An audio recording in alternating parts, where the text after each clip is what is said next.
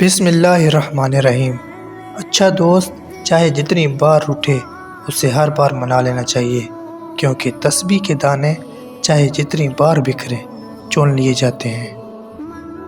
کسی کی برائی، زیادتی اور ایذا رسانی آپ کو بدلہ پر اکسائے تو آپ اسے معاف کر دیں، یہ اعلیٰ اخلاق میں سے ہے اور اللہ تعالیٰ کو بہت پسند ہے۔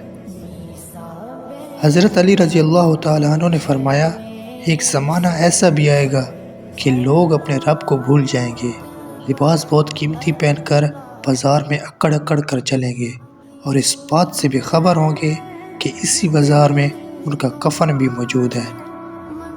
دوست کی غلطی ریت پر لکھو تاکہ پانی اسے مٹا دے، اور دوست کے احساس پتھر پر لکھو تاکہ کوئی اسے مٹا نہ سکے۔